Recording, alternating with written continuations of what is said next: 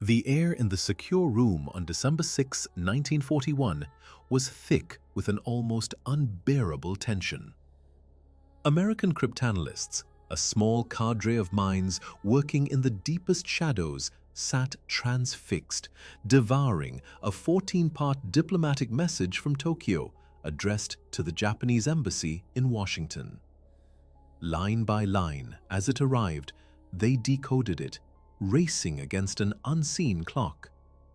They finished reading the final, chilling passages before the Japanese embassy's own staff had even completed decoding their identical copy. This was no ordinary diplomatic cable.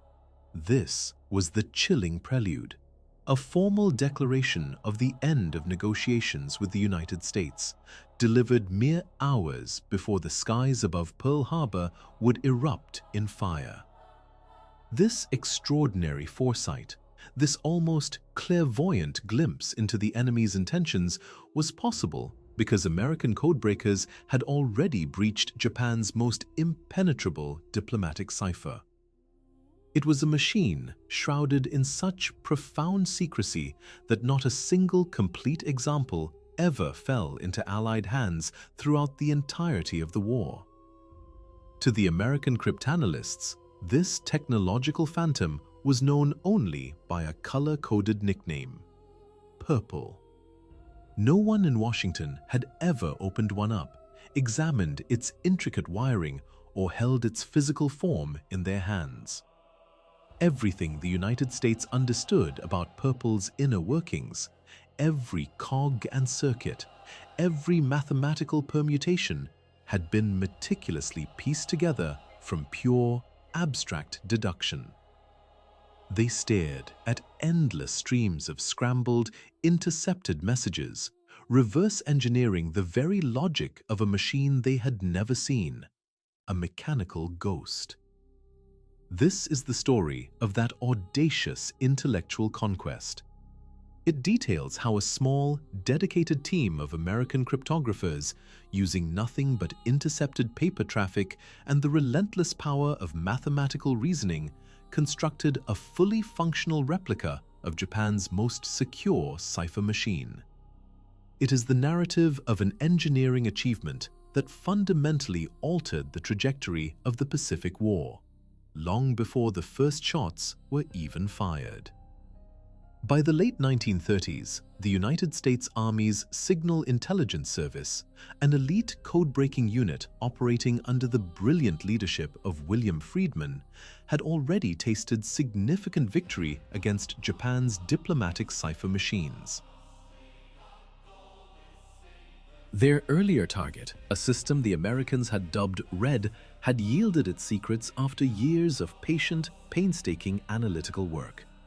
This triumph had granted Washington an invaluable, if fleeting, window into the nuanced complexities of Japanese diplomatic communications. Then, in 1939, the landscape shifted dramatically. Japan introduced a new cipher machine for its most sensitive foreign office traffic, a device that immediately proved far more resilient, far more defiant to the analytical techniques that had so successfully cracked Red. American cryptanalysts, facing this new, formidable challenge, began referring to the intercepted traffic from this new, unyielding system as purple. The name, a small, human detail amidst the mathematical abstraction, reportedly stemmed from the color of the binders used to meticulously organize their color-intricate engineering logic the Japanese had woven into its design. It was unequivocally a monumental leap forward, an enigma far more sophisticated than anything American codebreakers had ever encountered before. It demanded not just decryption, but an act of conceptual creation, building a shadow of the machine from the whispers of its encrypted voice. In the crucible of a global conflict, a silent war unfolded, fought not with bullets or bombs, but with an unrelenting battle of wits. At its heart lay an enigma, a Japanese cipher machine known only as Purple. To penetrate its secrets, William Friedman, a titan of American cryptology, assembled a small elite team. Frank Rowlett, Solomon Kullback, and Abraham Sinkov, mathematicians, linguists, and intellectual gladiators, were tasked with the impossible. They worked not with sophisticated computing devices, but with the barest essentials: pencils worn to nubs, vast statistical tables, and towering stacks of intercepted, scrambled text. Their tools were primitive, their task monumental. No captured hardware sat on their desks, no physical purple machine to dissect, no sympathetic source whispered secrets from within the Japanese Foreign Office. Their universe was confined to the bewildering patterns woven into the ciphertext itself. Every single insight, every mechanical principle, every hidden nuance of the purple machine's inner workings would have to be meticulously inferred, painstakingly reconstructed from the ethereal whispers of encrypted messages. This was a challenge of pure deduction, an act of intellectual alchemy. What they could not have known, what no one outside the machine's Japanese creators could have conceived, was that purple defied all conventional wisdom. It was not built upon the foundational principles that governed nearly every other cipher machine of that era. This meant that every ingrained assumption, every logical starting point, every hard-won lesson from decades of cryptanalysis would ultimately prove to be a false lead, a path to be abandoned. The very ground beneath their feet was shifting. The core challenge confronting Friedman's team transcended mere technical difficulty. It bordered on the philosophical. How does one reverse engineer the intricate physical architecture of a complex machine using nothing more than the scrambled output it produces? Cryptanalysts of the time had a baseline, a shared understanding of how such devices generally operated. Rotor Basin attacking a new rotor system. Analysts possessed a framework, a set of expectations. Purple shattered that framework. It shared none of those fundamental assumptions. The first, and perhaps most disorienting obstacle, was Purple's radical departure from traditional design. While Enigma and most contemporary cipher machines employed physical wheels, rotors, with intricate internal wiring that rotated to alter letter substitutions, Purple abandoned this established paradigm entirely. Instead, it harnessed a completely different kind of electromechanical component: telephone-style stepping switches. These were the very same devices used in automated telephone exchanges, clicking and whirring to route calls from one point to another. This was, at the time, an utterly unconventional and almost bizarre choice for a cipher machine. The implications were profound. The statistical patterns, the telltale rhythms that American cryptanalysts had been rigorously trained to identify within rotor-based systems, simply did not manifest in the same way with stepping switches. Their expertise, honed over years, suddenly found itself grappling with an alien mechanism, a language it did not understand. The familiar signposts vanished, replaced by an unfamiliar landscape of electrical pulses and mechanical clicks. The second formidable obstacle lay in the machine's scale and its peculiar structural asymmetry. Purple was designed to encrypt the 26 letters of the Latin alphabet, but it did so in an unprecedented and deeply misleading fashion. Instead of processing all letters through a unified mechanism, it split them. A group of 6 letters was routed through one distinct bank of switches, while the remaining 20 letters were shunted through an entirely separate set of switches. This asymmetric bifurcated architecture had no discernible precedent in any cipher machine design the Americans had ever encountered, let alone meticulously studied. To even recognize that this fundamental split existed required an almost superhuman effort. It demanded painstaking statistical analysis, a relentless sifting through thousands upon thousands of intercepted messages, searching for the most subtle, almost imperceptible anomalies in letter frequencies and bigram patterns. It was a search for a ghost in the machine, a structural echo hidden within the deluge of seemingly random characters. Each piece of paper, each calculation, each long night under the dim glow of a desk lamp brought them incrementally closer to understanding an enemy that refused to play by any known rules. They were not merely breaking a code, they were reconstructing a phantom machine, piece by invisible piece from the sheer force of human intellect. The quest to decipher purple was a relentless intellectual siege waged against an invisible adversary. The first layer of defense lay in the sheer volume of intercepted messages, a torrent of seemingly random characters. Analysts sifted through these vast data streams, searching for subtle, almost imperceptible inconsistencies in how specific letters behaved, how their frequencies shifted, how their patterns subtly diverged across immense quantities of traffic. It was a hunt for a ghost in the machine, a whisper of deviation hidden within a roar of digital noise. Yet the most profound barrier was not in the abstract patterns of letters, but in a stark, physical void. Codebreakers tackling the German Enigma machine eventually gained an invaluable advantage. Captured devices and operating manuals, recovered through daring raids and intelligence operations. These tangible artifacts provided a physical model, a three-dimensional puzzle against which to test their intricate mathematical theories. They could manipulate the rotors, trace the circuits, and verify their deductions against a real-world counterpart. Friedman's team, however, possessed no such luxury. They operated in a vacuum, their minds the only laboratory. Their theories tested solely against the relentless, scrambled stream of intercepted messages. Every single hypothesis concerning purple's intricate internal switching logic had to be forged and refined purely within the realm of mathematical abstraction. There was no way to physically verify a single guess, no tangible confirmation, until an entire theoretical model had been meticulously constructed, complete enough to attempt the decryption of actual intercepted messages. The weight of this blind endeavor pressed heavily upon them. Compounding this monumental challenge was the relentless ticking of the clock. As tensions between the United States and Japan escalated dramatically throughout 1940 and into 1941, the intelligence value embedded within purple traffic soared to critical levels.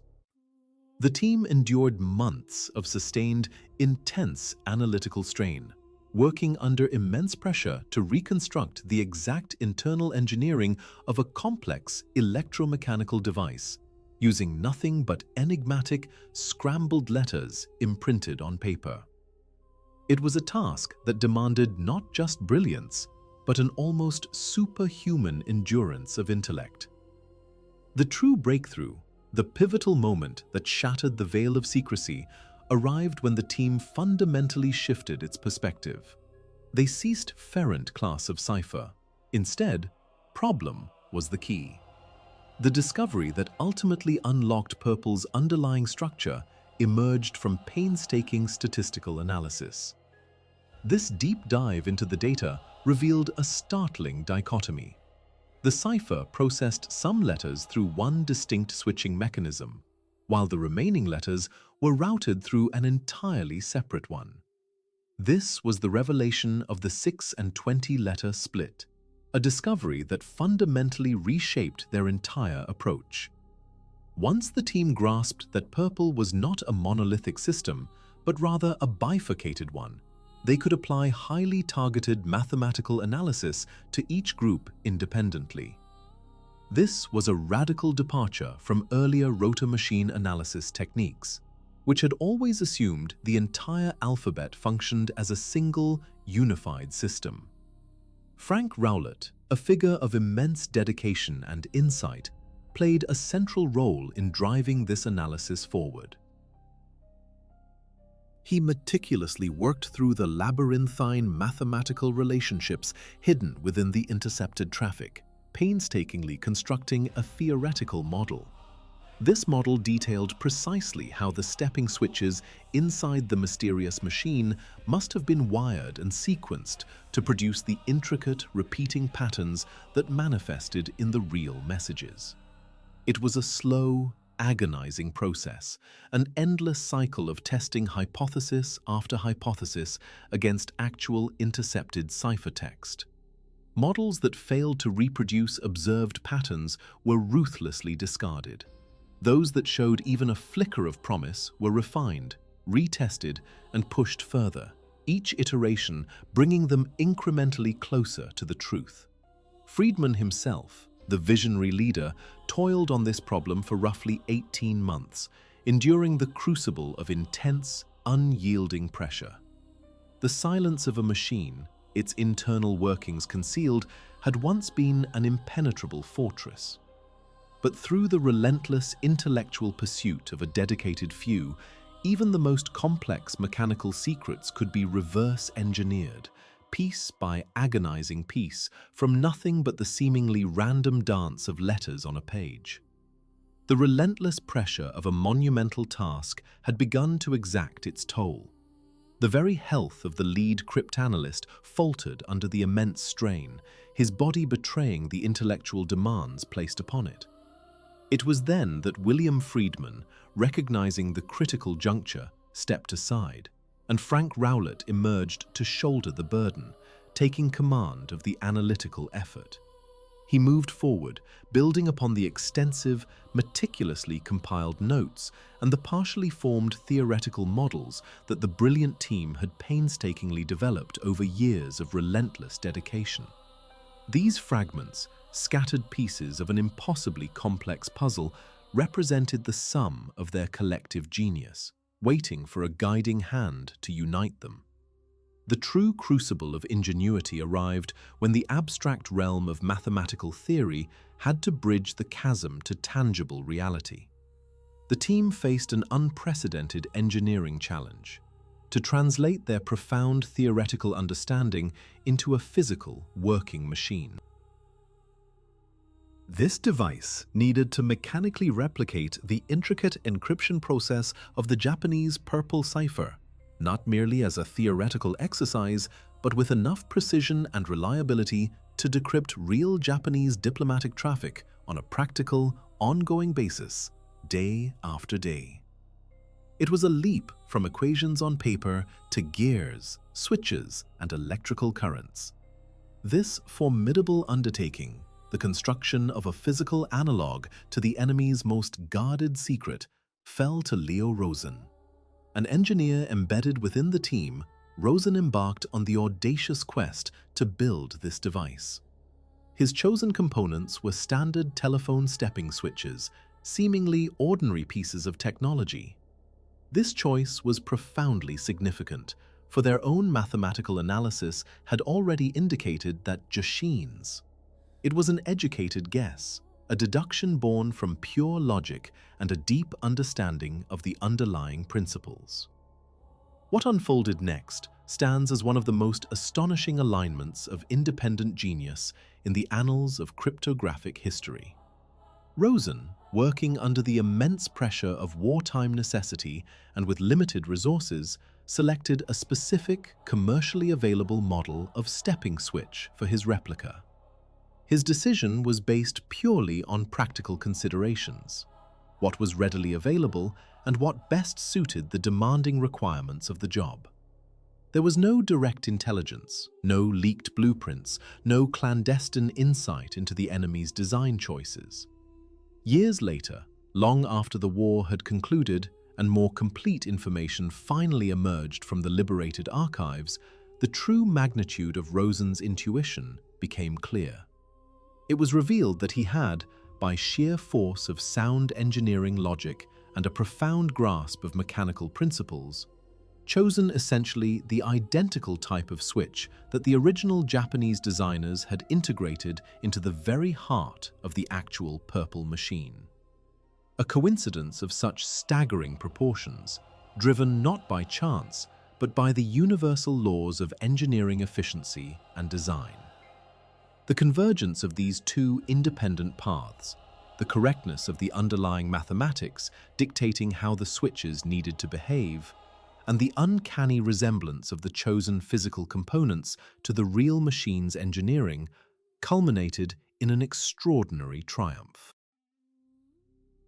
The American replica successfully and flawlessly reproduced Purple's complex encryption and decryption process, unlocking a floodgate of previously impenetrable intelligence. Yet, building a single functional analog was never merely about proving a theory once.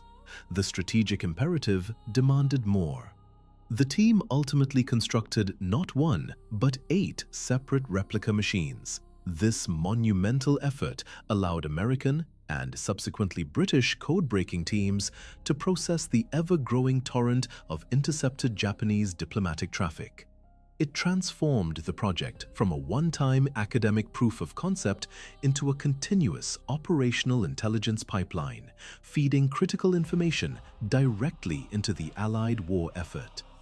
Each of these 8 replicas was a masterpiece of mechanical engineering, demanding the same exacting precision and unwavering reliability as any piece of communications hardware destined for sustained daily use. These machines were not fleeting laboratory curiosities. They were destined to become a permanent, indispensable part of America's burgeoning intelligence-gathering infrastructure. Their flawless operation, day in and day out, was paramount. Even with these 8 working replica machines, a formidable and ever-present obstacle loomed large. The Japanese, with their characteristic ingenuity, changed the specific key settings that configured their purple machines every single day. Without knowing these precise daily configurations, the replicas, for all their mechanical brilliance, remained silent, inert. The initial hurdle was insurmountable. Even with a perfect mechanical replica, a machine meticulously engineered to mirror every gear and wire of its Japanese counterpart, the daily configuration remained an impenetrable fortress. To decrypt that day's traffic was to stare into an abyss of mathematical chaos, a puzzle designed to defy logic itself, rendering any theoretical breakthrough utterly useless. Then, into this intellectual void stepped Lieutenant Francis Raven. His genius lay not in brute force, but in a profound sensitivity to the unseen. He identified a subtle, almost imperceptible pattern, a human fingerprint in the seemingly random selection and application of daily keys by Japanese operators. It was a flaw, an exploitable habit, a tiny tremor in the vast, complex mechanism. This singular insight closed the final, agonizing gap, transforming a theoretical understanding into an operational reality, allowing American cryptanalysts to reliably read Japan's most sensitive diplomatic communications in near real time. But the cracking of Purple was merely the genesis. A working replica, however brilliant, held no power confined to a laboratory. Its true worth would only be forged in the crucible of a world teetering on the precipice of global conflict. With the Purple replicas now operational, a clandestine alliance between American and British cryptanalysts, bound by an intelligence-sharing pact, began to bear fruit. Throughout the entirety of 1941, this collaboration granted them an unprecedented, sustained window into the innermost thoughts and strategies of the Japanese diplomatic corps. This extraordinary intelligence effort, a secret whispered among only the highest echelons of power, was given the code name Magic. It delivered to Washington a detailed, almost clairvoyant understanding of Japan's diplomatic maneuvers during the increasingly tense negotiations that preceded the devastating outbreak of war in the Pacific. Every coded message, every delicate nuance of their strategy was laid bare before American eyes, offering an unparalleled advantage in a game where the stakes were nothing less than global peace. The system's operational value, its sheer terrifying efficacy, was demonstrated with chilling clarity on the 6th and 7th of December 1941. As the sun began its descent on the 6th, American cryptanalysts raced against time, painstakingly decrypting Japan's 14-part diplomatic message destined for its embassy in Washington. Portions of this critical communication, a virtual declaration of the end of all diplomatic efforts, arrived and were decoded by American teams even before the Japanese embassy's own staff had completed the laborious process of deciphering their official copy. The irony was stark, the implication horrifying. The message, while signaling an unequivocal cessation of negotiations, subtly, chillingly, stopped short of announcing the specific military attack already in motion, barreling towards Pearl Harbor. This episode stands as one of the most profound and unsettling examples in the annals of intelligence history. A nation, through sheer intellectual prowess and relentless dedication, had gained the ability to read an adversary's most secure diplomatic communications in virtually real time. And it had achieved this monumental feat using a machine its own cryptographers had never physically seen. A phantom device reconstructed purely from the echoes of its coded output. Yet the war, in all its brutal fury, did not conclude that December. Nor did the profound strategic value of a machine born entirely from the abstract world of mathematics. Throughout the long, arduous remainder of the Pacific War, the purple decryption capability remained an indispensable asset. It continued to provide American and British intelligence with sustained, high-level access to Japanese diplomatic communications, offering critical strategic insight. This stream of information perfectly complemented separate, equally significant code-breaking efforts that were simultaneously unraveling Japanese naval and military ciphers, painting a comprehensive picture of the enemy's intentions across all theaters of engagement. Remarkably, throughout the entirety of this period, from the first breakthrough to the final days of the conflict, not a single complete purple machine was ever recovered intact by the Allied forces. It remained an elusive ghost, its power felt, its secrets plundered, yet its physical form never truly grasped. A testament to the ingenuity that created it, and the even greater ingenuity that ultimately broke its formidable spell. The conflict itself, the entire American reconstruction effort, unfolded as a purely analytical and engineering achievement from its audacious inception to its astonishing conclusion. Never once was this theoretical triumph verified against an actual captured original. For years, the team operated in a void, their intricate machine a phantom, a grand hypothesis built on pure deduction.